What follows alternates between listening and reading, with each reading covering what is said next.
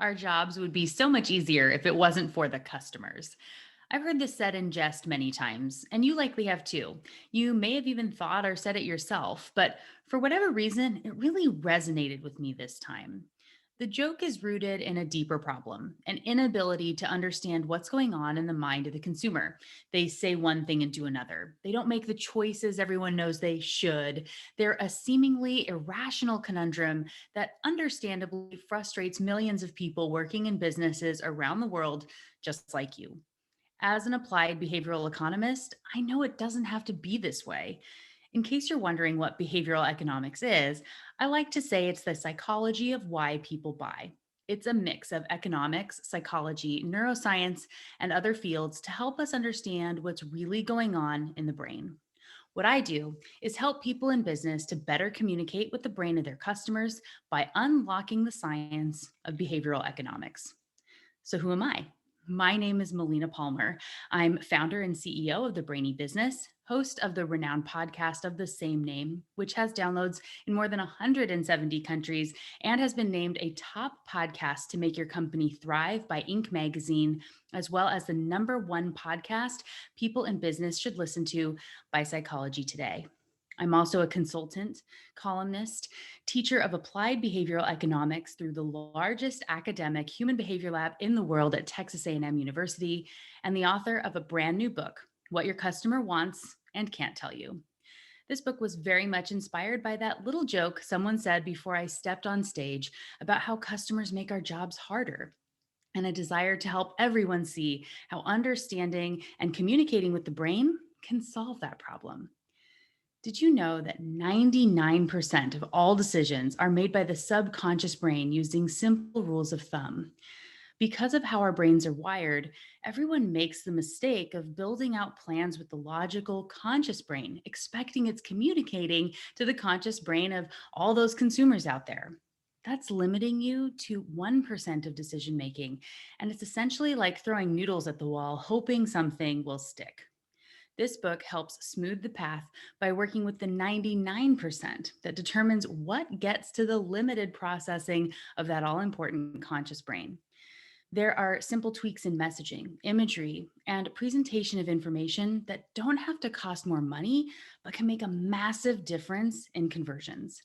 In this book, you'll learn about the one word in an ad that made a 38% difference in sales and the concept that made it possible. A client of mine who saw their average sales more than double after using my recommendations, simple nudges that saved the insurance industry hundreds of millions in the UK, and so much more.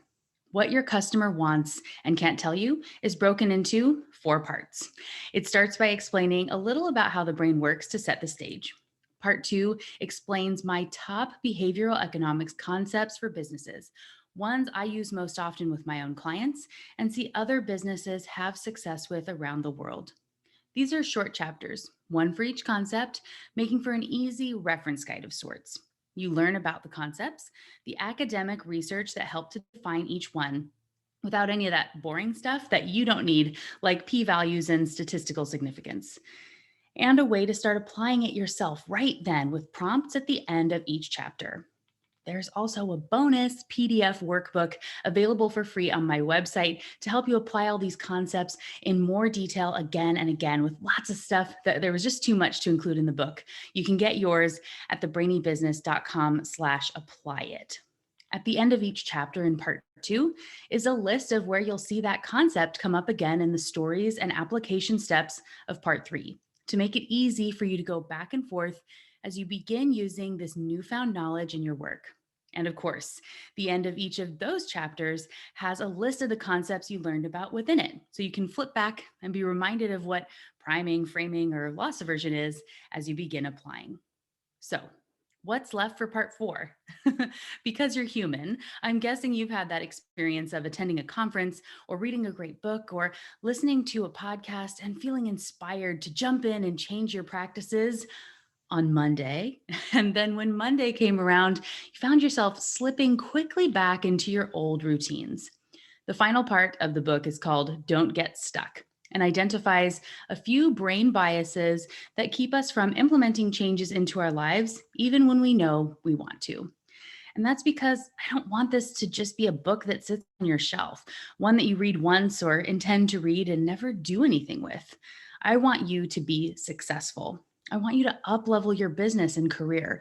I want everyone to understand what behavioral economics is and how to apply it to change their businesses for the better.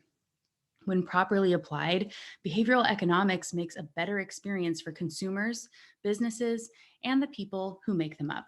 It's a beautiful thing, and unlocking those secrets of the brain makes it possible. Order your copy of What Your Customer Wants and Can't Tell You now, so you can start throwing darts while your competition continues to throw noodles.